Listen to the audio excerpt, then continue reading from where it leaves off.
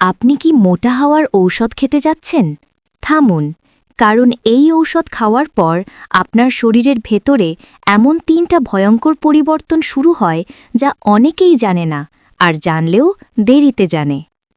আজকে বলবো মোটা হওয়ার ঔষধ আসলে কিভাবে কাজ করে এবং কেন এগুলো আপনার শরীরের জন্য বিপজ্জনক হতে পারে।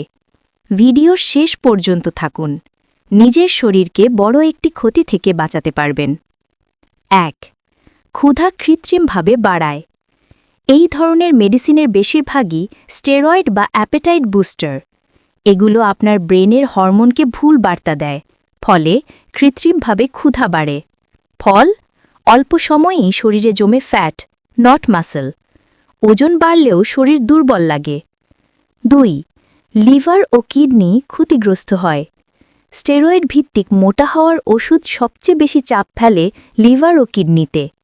লিভার এনজাইম বেড়ে যেতে পারে, কিডনির ফিল্টারিং ক্ষমতা কমে যায়। অনেক ক্ষেত্রে দেখা যায় চোখ মুখ ফুলে যাওয়া, শরীরে পানি জমা, রেগুলার ক্লান্তি সবই ওষুধের সাইড ইফেক্ট। ৩. হরমোন নষ্ট করে। এই ওষুধগুলো শরীরের স্বাভাবিক হরমোন ব্যালেন্স নষ্ট করে ফেলে। মহিলাদের ক্ষেত্রে পিরিয়ড ইরেগুলার, ব্রণ, ওজন বাড়ার সাথে সাথে ফেস ফুলে যাওয়া।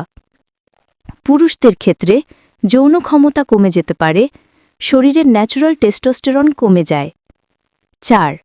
একবার বন্ধ করলে উল্টো ক্ষতি। মোটা হওয়ার ঔষধ বন্ধ করলেই ওজন আগের চেয়ে দ্রুত কমে যায়। এটাকে বলে রিবাউন্ড ওয়েট লস। ফলে শরীর আরও দুর্বল হয়, ইমিউনিটি কমে যায়। ৫. কেন ডাক্তাররা এই ঔষধ খেতে মানা করেন? কারণ ওষুধ দিয়ে ওজন বাড়ানো হয় কৃত্রিম, অস্বাস্থ্যকর ও বিপজ্জনক। স্বাভাবিকভাবে ওজন বাড়াতে হলে প্রয়োজন সঠিক ডায়েট, সঠিক প্রোটিন, সঠিক ঘুম, সঠিক ব্যায়াম, কিন্তু ঔষধ এগুলোর কিছুই করে না। তাহলে কি করবেন? যারা ওজন কম বলে ভুগছেন, ডাক্তারের সাথে কথা বলুন এবং প্রাকৃতিকভাবে খাবারের মাধ্যমে ওজন বাড়ান। বাজারের মোটা হওয়ার ঔষধ হতে পারে আপনার শরীরের জন্য দীর্ঘমেয়াদী বিপদ। আপনি যদি নিজের স্বাস্থ্যকে ভালোবাসেন, তাহলে এমন ঔষধের দিকে হাত বাড়ানোর আগে 10 বার ভাবুন। ভিডিওটি উপকারী মনে হলে লাইক দিন, শেয়ার করুন এবং চ্যানেলটি সাবস্ক্রাইব করুন।